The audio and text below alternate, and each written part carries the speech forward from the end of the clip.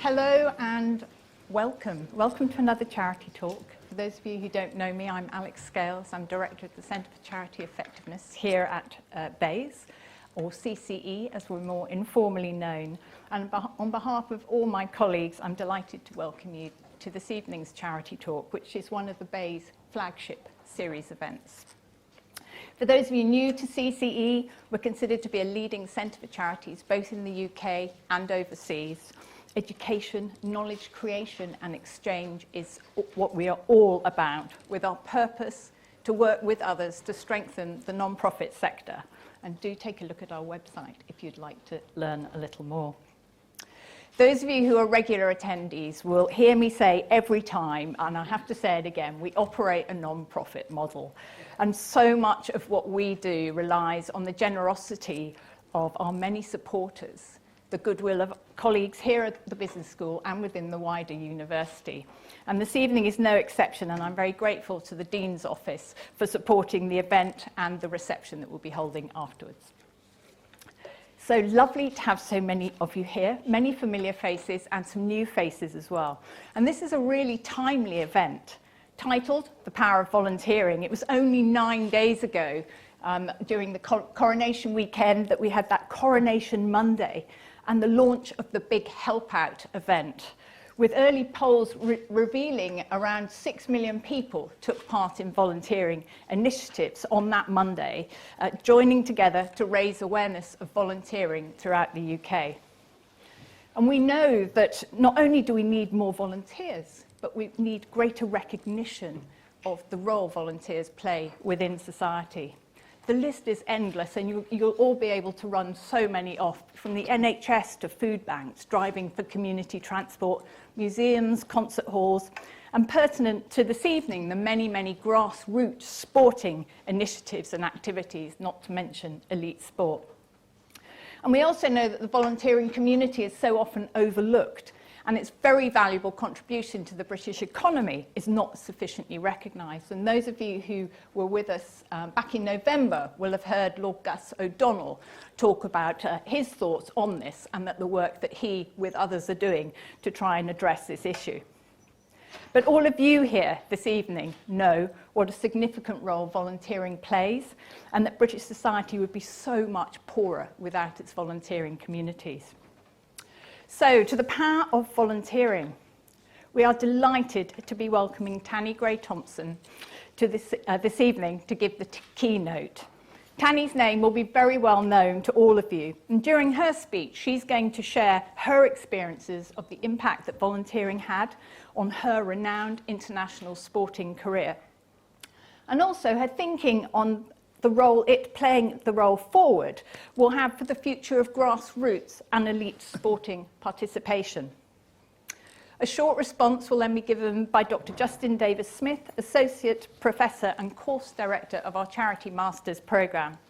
Justin has a long-term career focused on volunteering as a researcher, an educator and senior executive. And this includes being a founder trustee of the British 2012 Olympic and Paralympic volunteering legacy charity Join In. Rather than give detailed bios this evening, I'm going to keep that time for the Q&A, as I know that is always the part of the evening that feedback shows people want more rather than less of, and I anticipate a lively session this evening. Tanni, Justin, thank you so much for giving your time this evening, and I'm really looking forward to hearing you both. And if you could all just join me in welcoming Tanni and Justin this evening.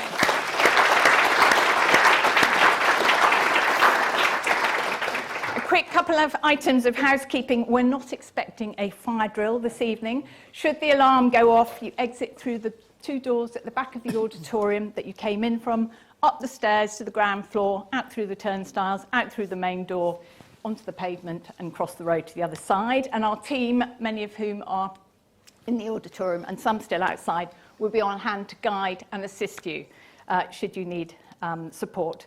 Please do tweet at #CCCharityTalk. You will have had the Wi-Fi code, which was outside. And after our speakers, we'll move on to the Q&A session. There'll be roving mics. I think you all know the score. So please just raise your hand and wave, and a mic will be brought to you. And we will finish promptly this part of the evening around 7:30, 7:40 latest, which to be followed by drinks in the milling area. So let's move on to why we're really here tonight, and that's not to listen to me. So Tanni, a very warm welcome, and over to you. Thank you very much. Thank you. Good evening, everybody, and thank you for inviting me to speak this evening. And thank you to Justin, because our paths have crossed a number of times over the years in different sort of discussions around volunteers. Nice to see some friends in the room who I haven't seen for way too long as well. So my involvement in sport goes a very long way back. I was in a meeting last week and I was talking about it. So I've been involved in sport for 40-something years in different ways. I'm 53 and I started being physically active. I got distracted by elite sport, did that for a number of years, came back and was retired, and now physical activity's a huge part of my life. But my own personal career and for British sport, my career wouldn't have happened without volunteers, and British sport wouldn't exist in the way it does. But we do have a lot of challenges in the wide world of sport in terms of how much we expect from volunteers. We've also got a challenge in the back of, you know, our elite success is fantastic, but actually explaining to young people going through the university system that there are not masses of incredibly well-paid jobs in sport. It is still very much reliant on volunteers. So my own personal experience of having coaches around me, my daughter competes in sport. She does kayak slalom, and I'm now a volunteer in sport. So get to see it from numerous different angles, which is quite interesting. But I'm going to start with a really big quote here. So back in 2000, Nelson Mandela said, "Sport has the power to change the world." I'm not going to disagree with anything that Nelson Mandela ever said. Actually, the follow-up for that quote is probably quite useful, because you know that's expecting an awful lot of sport, but actually the power of sport to bring people together, join communities, get people to think differently, to educate themselves is really important. And through my career, I've been very fortunate to travel the world both as an athlete and an administrator, and see how sport is able to do that. So Nelson Mandela said that at an event which was organised by Laureus, which I'm part of. It's basically a group of ex-athletes who've all had our lives changed because of sport, and we raise money to put back in to sports projects around the world. We support now about 300 projects. And again, a lot of that is done through volunteering. And, you know, it's not our job as the Sport for Good Foundation to go and tell any of these projects how to run. There's been a massive evolution in that as a charity. Sort of 20 years ago, we gave money to people, said, off you go, write a bit of a report, tell us you spent it properly, and that's lovely. Now we're having much more detailed, and I think much more important conversations about social impact and about change. And also recognising that, you know, it's really difficult. In sport, we love a 3-year project. We love it. Money for 3 years, off you go, and then you can't come back again. In Sport for Good, we've moved away from that. We don't solely fund projects. We're very into partnership funding, and we also try to help projects become sustainable. But recognise some of the things we want to do and change, sometimes it's very difficult for those projects to be self-sustaining. But I think one of the things that we've learned over time is how you actually get those projects to work with each other in terms of learning from each other. Because what can I do from, you know, sitting in a room in London, go and tell a project to somebody who's working in Rwanda? Nothing, you know, visiting it is for me, it was life-changing when I got to go there.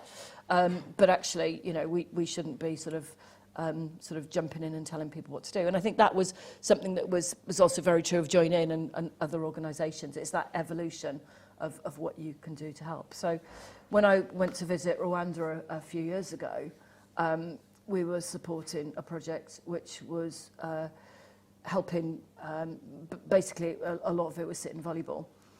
And the real challenge with it was that the young men who were in the sports programmes were amputees from the genocide. And that was pretty horrific. And the girls were HIV/AIDS from a different kind of violence. And for me, it was one of those moments where you just see sport pulling things together in an extraordinary way, from men who'd been in the same battle, who then were kind of working together. So for me, that kind of power of volunteering goes through everything. But we're not great at recognising volunteering. We're really not. So years and years ago, when I worked at British Athletics, a couple of us tried to do some work to raise the profile of the coaches and recognise the chain of coaches that help an athlete in their career.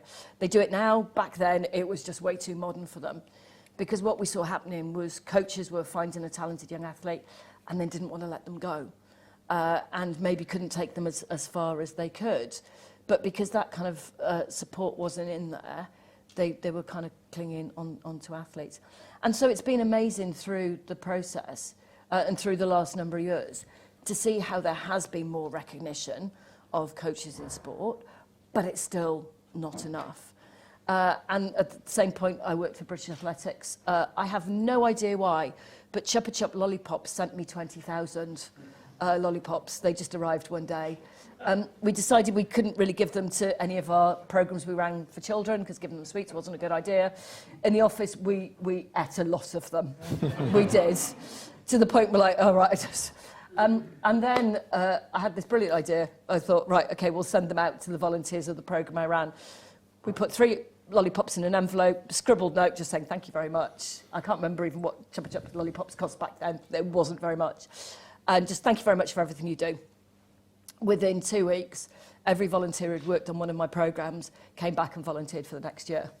My boss went ballistic with me because how much the postage cost.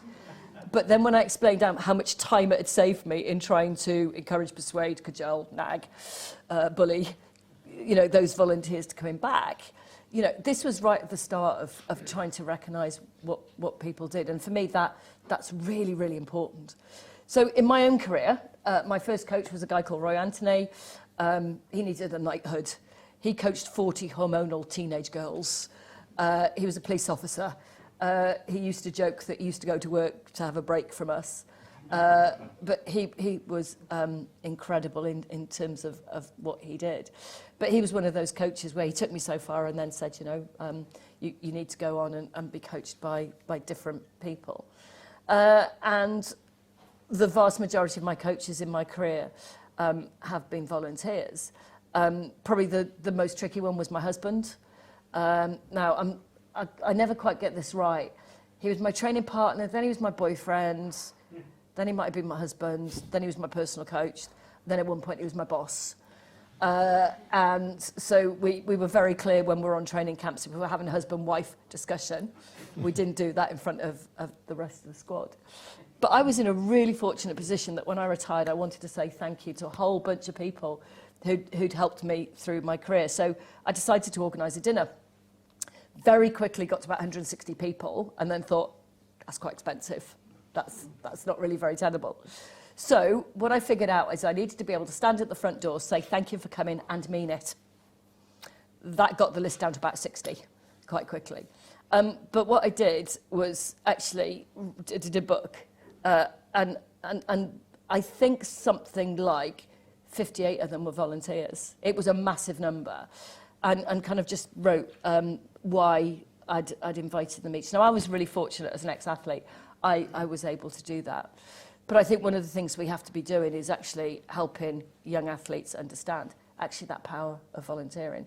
And also, it's not about, certainly in the work that I've done, it's not about financial reward. Most of the time, it's just about saying thank you and feeling recognised and supported. So I do find it really funny when people say that sport and politics are not linked, and there shouldn't be any politics in sport. Sport and politics are inextricably linked. The medal table is politics. The medal table is about who's the best country in the world. Pretty much every country in the world does it the same way, apart from the USA. So the medal table is done on gold medals. A silver medal only counts when there's a tie for gold. A bronze only counts when there's a tie for gold and silver. The USA do it on number of medals because they win shed loads of silvers and bronzes. Possibly, if you're going to quote me, don't use the word shed loads, because they win many. So they often come top of the medal table because of what they do. But what's probably less known is that actually at major games, the athletes have the lowest level of accreditation. Athletes and coaches have the lowest level of accreditation at the games. And if, as an athlete, you want to go and watch another sport, you're actually meant to buy a ticket. It doesn't even give you the right to go and watch another sport. Now, my aspiration was I always wanted to be, sorry, this is very tongue-in-cheek, don't take me seriously on this one. I wanted to be the wife of the president of the IOC, because that meant you got really good tickets, but you didn't have to sit in really dull meetings. That is not part of my plan. But, you know, in terms of how we value athletes and volunteers in sport, that is really important. I said my daughter kayaks. I'm a volunteer parent. And it's really interesting in terms of how some of the attitude to volunteering has changed. So I was at an event a little while ago, and all the parents, you all kind of just have to join it. It's quite a technical sport to officiate, and you all just have to get stuck in. We're at a river, absolute back and beyond, not great for me as a wheelchair user, and you've got quite a complicated system to do all the timing gates. And I'd said to one of the other dads, look, I can't get down the bank, can you just put those two plug the wires together, otherwise we can't run races. And he turned around to me and said, my daughter's talented. Brilliant, well done. But what he meant, she was on the talent programme. And he's like, fabulous, but can you just plug those things? He went, my daughter's talented.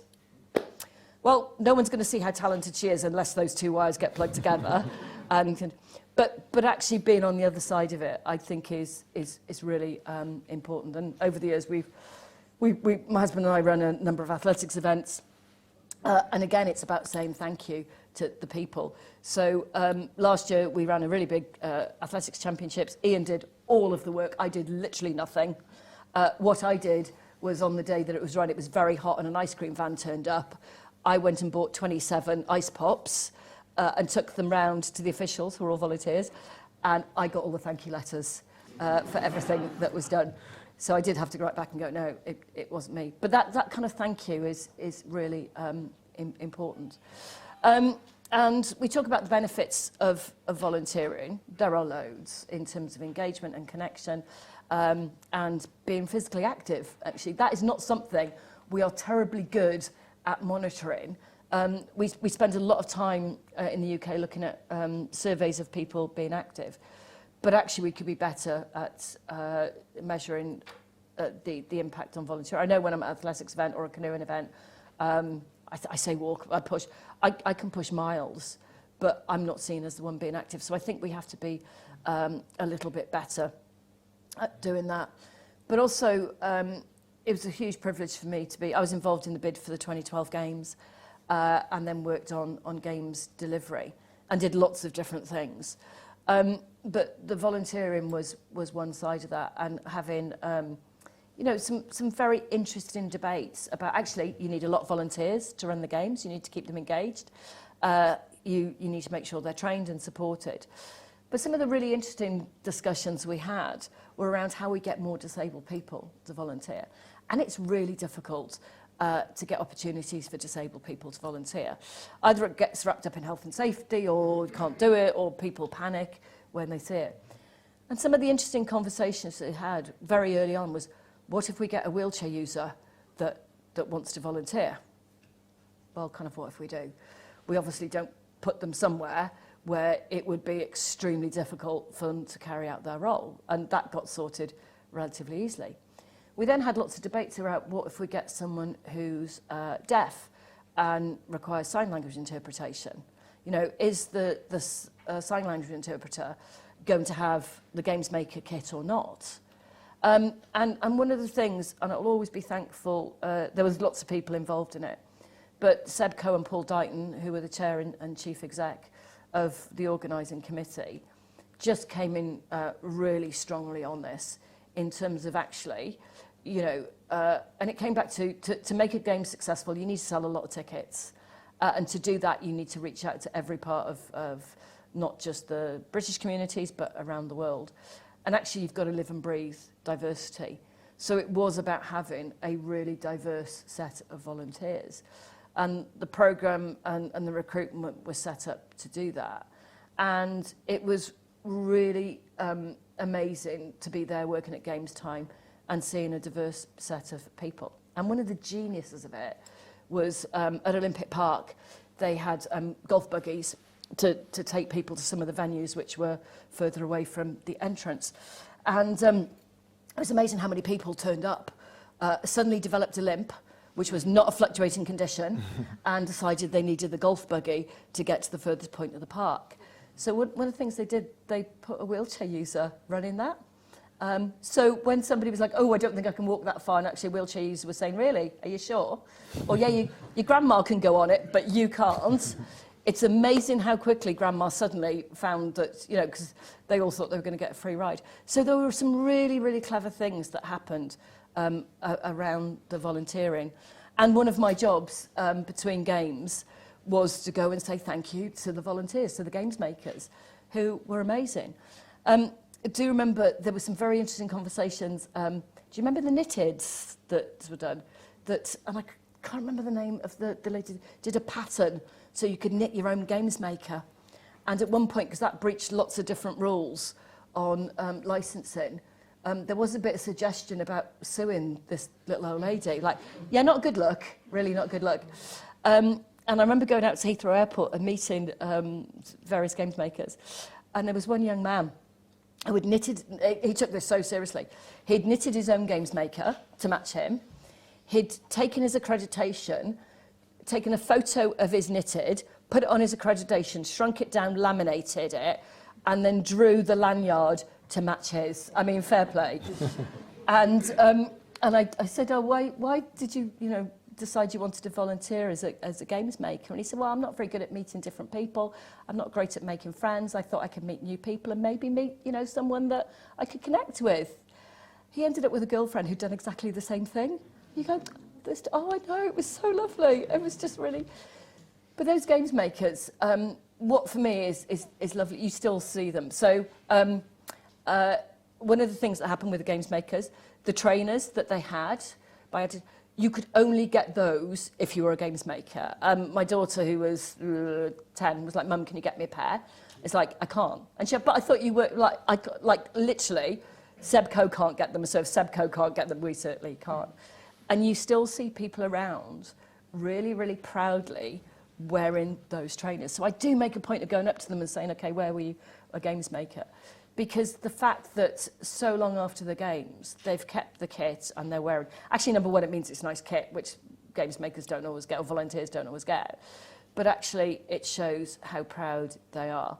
And I think one of the really good things with London, it did set a really high bar, certainly for events that we've had in the UK since then, in terms of Commonwealth Games, last year in Birmingham, and other things that are happening. Is it perfect? No, it's not. But I think there's better recognition of what we need to do. Because in sport at the moment, as much as there are amazing bits, there are huge numbers of really difficult challenges. There's challenges in terms of getting people to be physically active and getting people onto the pathway. The average cost of talent pathway now in the UK is about £10,000 a year. And there are a whole bunch of families who couldn't afford it before the cost of living crisis, but who are now making really difficult choices about whether their children can be active or play sport. COVID's had an impact on that as well. We've seen in a number of sports that the people who got involved in volunteering because their child did it and then couldn't escape when their child stopped doing the sport. COVID changed their pattern of behaviour and they dropped out of that very regular attendance. And we're trying to track this across a number of sports. It's also brought new people in, but there's no doubt that some of the volunteering has changed. And it's also in terms of how much we ask of volunteers. We ask more and more and more things from them. So in canoeing, COVID's made it really hard to remember whether it's before COVID or after COVID. I think it was before COVID, that there was a view, yes, about volunteers being professionalised, yeah, absolutely. And somebody suggested that we all had to go on a very expensive training course to kind of assess our skills. And then we kind of explained, actually, we do it really informally.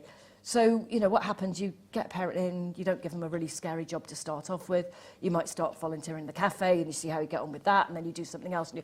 And you kind of test people out. You see what they're good at, you see, what they want to do, and then you kind of just really nicely fit them in. So running the computer system's quite complicated, a bit stressful. You mess that up, it's a big problem, and there are some people who want to do it, and then you say, but it'd be really helpful if you could go. There are really gentle ways of doing this.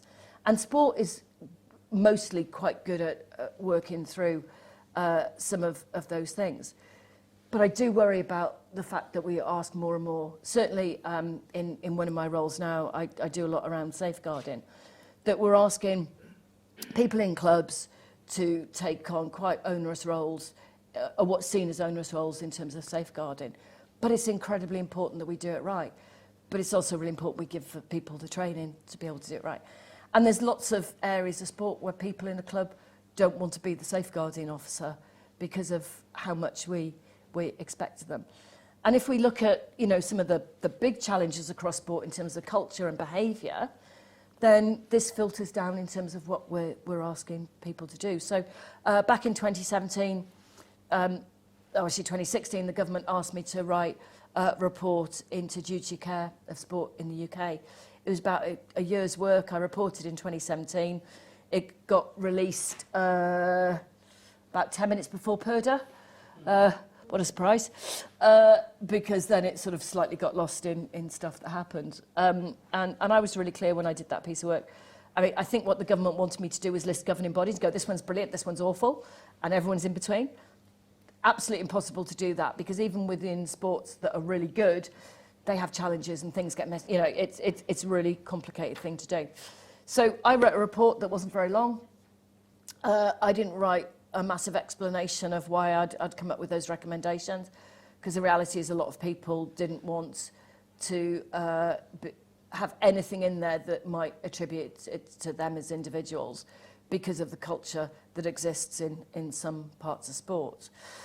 But some of the things that I asked for was legislation on position of trust, so that we could protect athletes at 16 and 17 from being in sexual relationships with people who coach them. Teaching's in, lots of other areas where sport wasn't in, because I was told no coach has ever been in a sexual relationship with a 16 and 17-year-old.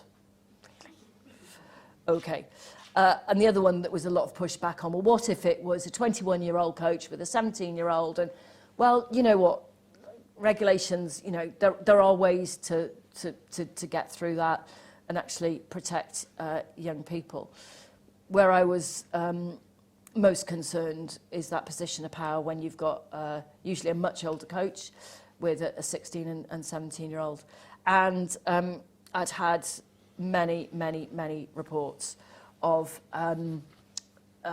athletes being groomed, propositioned, being sort of asked, do you want to make the team?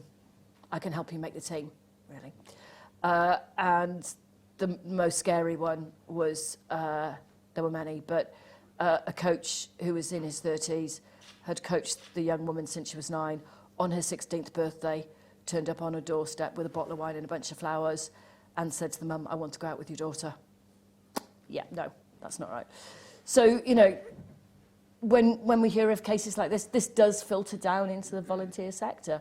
And I absolutely understand why we have some challenges in this kind of space, in terms of recruiting volunteers, in terms of what we ask for. The other thing that I asked for was for legislation on mandatory reporting of child neglect and abuse. And some of the pushback I had on that is, well, you're having another go at sports coaches. Well, I'm not having a go at sports coaches. You know, with the positions of trust, which we got across the line last year, and it is now on the statute books. That wasn't about having a go at coaches. It was about people who aren't doing the right thing, and they may happen to be coaches. And that's, for me, you know, it's a different way of looking at it. With the mandatory reporting, that is not, again, about bashing coaches over the head. This is about coaches and people and volunteers in sport have a lot of very positive contact with young people, and through different environments might be able to spot something that is going wrong, where a child is being abused or neglected. And it's about getting the right legislation in place and working hard. So I've got a private member's bill. It is somewhere in the system. It may get closer to the top of the list, who knows? I mean, even if that happens, the chances of getting across the line are not going to be easy. But for me, sport generally is amazing and incredible. And if you weigh up the challenges against the positives, there are more positives. But it seems that sport is in the news, not always for the good things. It's usually in the news for some of the challenges. And on the back of the review into gymnastics, the White Review, and you know, some of the talk about the culture and the way it exists in sport, we have to start thinking really differently about what we want from sport, whether it's sport for sport's sake or sport for medals. We have to do it because actually it's really important that every single one of us are fit and healthy and have the opportunity to be active. So some slightly scary stuff: 80% of women are not fit enough to be healthy. Every woman in the room needs to have a bit of a think about what activity they do. The figures for men are much less scary. More men are active than women. But some of that comes back to experiences of school sport and the pressure on what you wear, how you behave. Certainly when I was growing up in the world of sport, I was told, you know, sport's not for girls. The fact that I still hear people using the phrase, throw like a girl. Say that to one of the women England cricketers, they'll probably sort you out. But, you know, there are some big cultural sort of changes that are still needed. So we still need to have a discussion on what is deemed acceptable for women to wear in sport.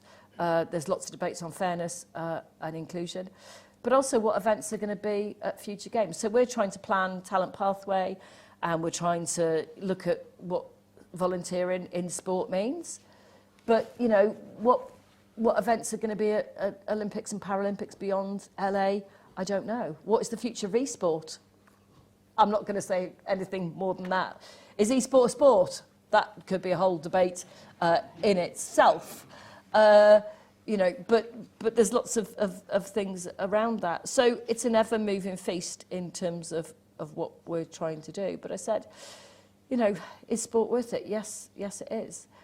Not just what the athletes get out of it, but what the volunteers get out of it as well. And we should celebrate it. We should support it. We should be encouraging. And we should make sure that we get the right checks and balances in place to help people step forward, because it's really difficult. But without volunteers, we just wouldn't have a system at all. So, you know, to anyone out there who volunteers in any way, shape or form, thank you for doing it. Because it can be thankless, it can be a bit hard, it can be challenging. But know that you make this massive contribution to kind of life and society of the UK. Now, I'm just looking at my watch. If there were medals for talking, I would win. I wrote down at the top of my computer screen. The reason I have my computer open is because I have my clock in front of me. I'm meant to be finished talking by 1908. I'm on 1906 and 19 seconds. So that's pretty good going. Thank you so much for inviting me here tonight. It's really lovely to be here. And what I should have said at the start, I'm happy to answer just about anything that you could ever ask about sport and volunteering or anything at all. I always say if it's a choice between a primary school and Newsnight, I pick Newsnight every single time, because at least you know where the interview is going. Ask a 7-year-old. Oh, wow. I got judged in school the other week because of my car. I was told that his dad had a better car than me. So on that note, as long as you don't ask what car I've got, I'm pretty happy to answer anything you've got. So thank you very much. Justin, over to you.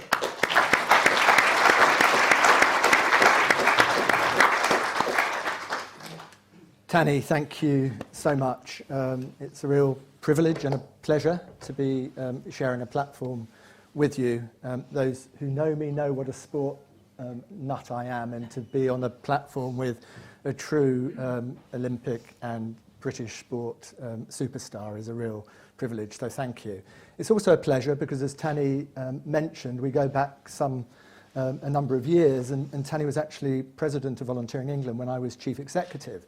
And what was so fantastic about Tanni was she was not only inspirational, as she has been again today, and would get the numbers in and get the people in and raise the sponsorship, but she was informed, knowledgeable, committed, everything you want about a president. So it's a nice opportunity to thank you again, Tanni, for the support you gave me a number of years ago. So a privilege and a pleasure. I'm only going to speak for a few minutes, but I'm going to organise my thoughts around 4 other Ps. And I want to say a word or two about palaces, a word about parks, a word about participation, and a word about professionalisation. I'll just say a couple of, you'll wonder where the hell I'm going with this, palaces and parks, but it'll become clear, hopefully, as I go through my remarks for a couple of minutes on each. Firstly then, we've heard so much from Tanni about just how vital volunteering is for sport. Sport at an elite level, at a grassroots level, really couldn't continue without volunteering. I just want to flick it on its head for a moment for my first P, to argue that volunteering is dependent on sport as well. My Palaces isn't the coronation and the big help out, although that was hugely successful and we hope very much that that's going to leave a great legacy. Rather, I want to pick up on the notion of Palaces for the people. There was a great book just before the pandemic by Eric Kleinenberg called Palaces for the People, where he argued that a healthy society is dependent on soft infrastructure. And by that he meant community centres, schools, libraries, and crucially, sports clubs. Because without that soft infrastructure that helps to develop and build social capital and bring our communities together, our society would be a much less healthy place to live. It brought it back to me because when I was Chief Exec at Volunteering England 10 years or so ago, we were responsible at Volunteering England for organising Volunteers Week. And I was asked to write a blog, and I thought, I'm just going to try and put a slightly different angle on this, rather than celebrating everything that volunteers do. I wrote a blog called No Volunteers Week, imagining what would happen if volunteers down tools for the whole of that week or for a couple of days. And I used as my not very scientific case study my own village in Hertfordshire. And I walked around the village in preparation for writing this blog and was just struck yet again by the soft infrastructure and the community resources that were facilitating so much community effort driven by volunteers. And central to that were the sports facilities in my village, the tennis club, the football club, the cricket club, the bowls club. They were offering their facilities out for creches, for preschool and post-school events, for lunch clubs, for political rallies. You know, the list was endless. So my first point is sport is absolutely crucial for volunteering, providing those social spaces to enable us to build social capital. My second point, parks. Well, those of you in the audience will be familiar with the point that Tanni made. I'm sure that volunteering is changing. We saw it particularly during the pandemic, but it's been a long-standing change away from formalised, more structured forms of volunteering to more informal, episodic types of volunteering where people dip in and out of different types of activity, volunteering activity, to meet their own interests and to organise around their own lifestyles. And I think one of the other great things that sport offers us as an exemplar is some great innovation about how we can do volunteering differently. So just two examples. The first, my parks, is Park Run, which has been probably the greatest volunteering success story over the past few years.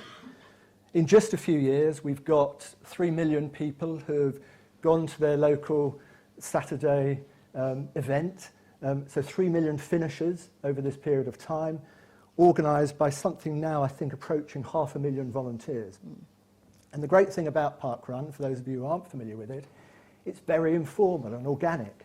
People just turn up, they can run their 5K or walk their 5K, and then after a while of turning up for a couple of sessions, they're sort of nudged into, well, would you like to help volunteer and to help out? And 400,000 plus have answered that call.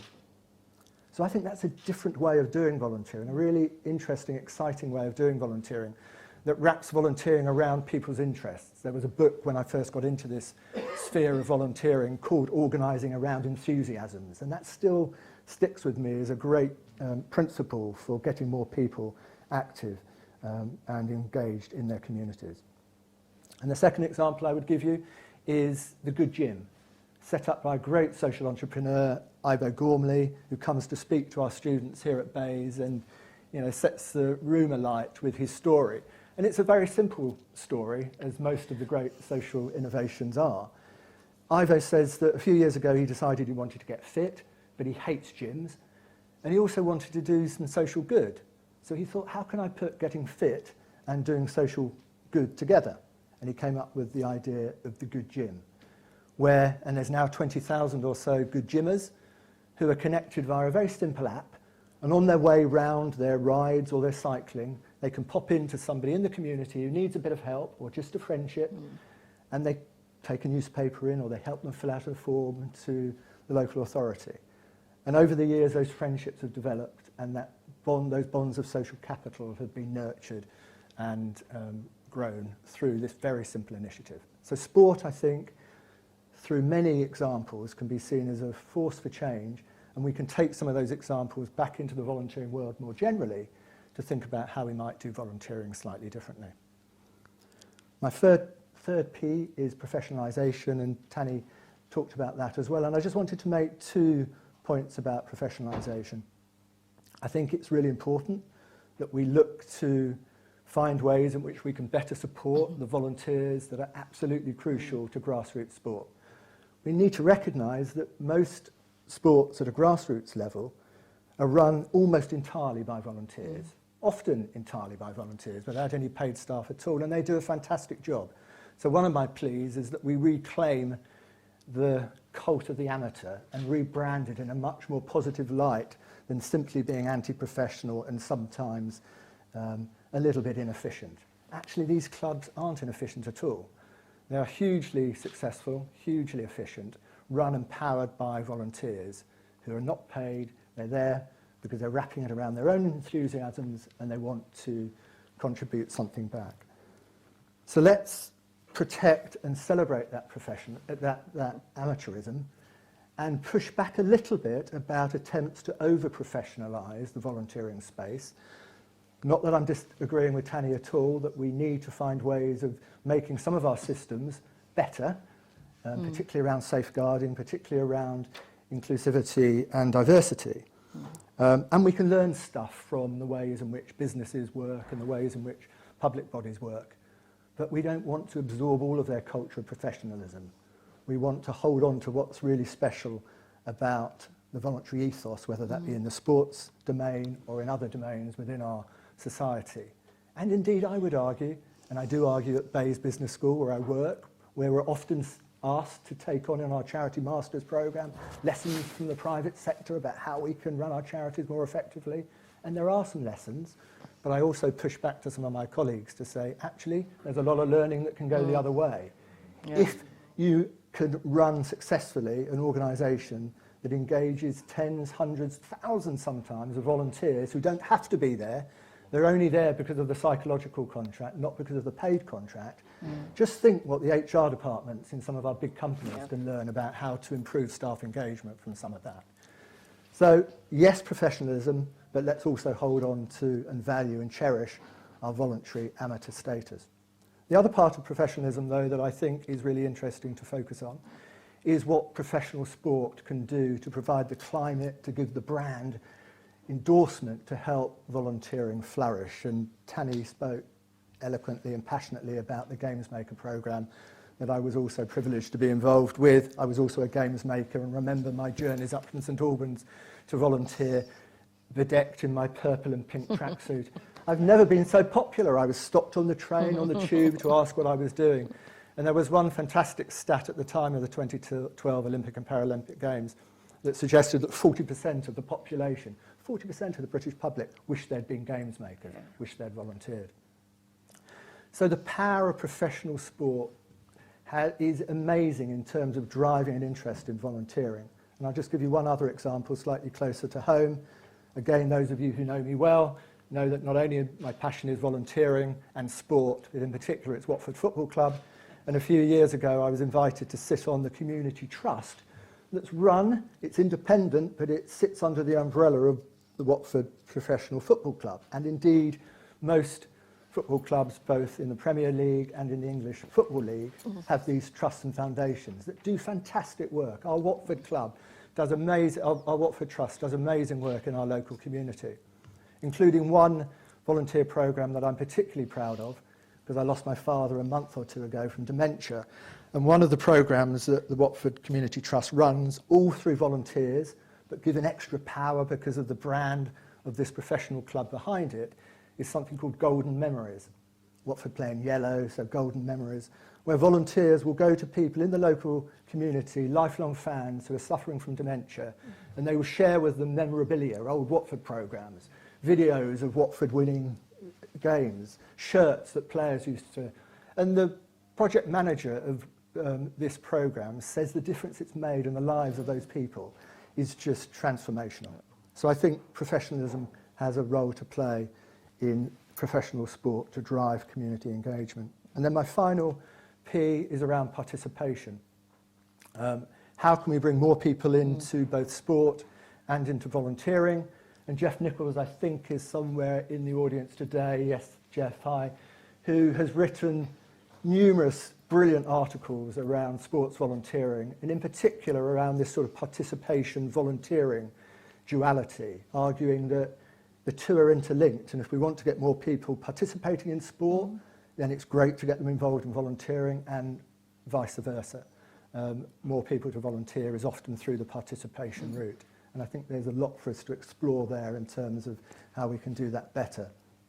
And then finally on participation, diversity and inclusion. We have moved quite a way, as Tanni has said, but as she also said, we've still got a long way to go here. We look at Yorkshire Cricket Club, and it's fantastic that Tanni has now got a role there. We look at some of the issues around exclusion in both the professional and the grassroots game, and I think we've got a long way to go both in terms of participation and volunteering. Sport England and their Sport for All and This Girl Can campaigns have done some really great work. But there's clearly more to do. And I would just leave us with a thought that for all the power of social capital to bring communities together, which I was lauding a minute ago under my Palaces theme, we also need to recognise that social capital can also have a downside, in that it can lead to cliques, it can lead to people wrapping themselves into a community that they feel comfortable with, and therefore not being inviting to new volunteers or participants coming into our sports groups or indeed to any other of our community groups. This distinction that social scientists make between bonding social capital that brings communities together has a really powerful contribution to play, but can also be exclusionary, and bridging social capital, where we can bridge across communities, where we can bridge across different forms of disadvantage. I will leave it there. My 4 Ps. Thank you again for coming this evening, and please, questions in particular, I'm sure, to Tanni. Thank you very much.